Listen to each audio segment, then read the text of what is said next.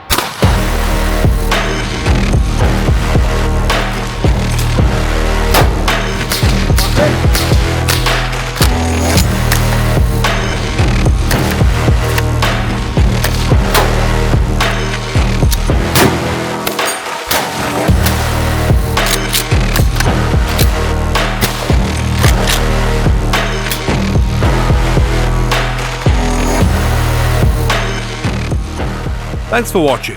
For many of our students, this is the first time they would have carried out these drills, or even held a firearm.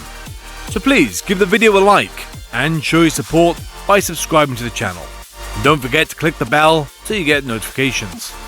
More showreels can be found by clicking the top video, or back to our channel content by clicking the bottom video. Thanks for watching, and we'll see you next time.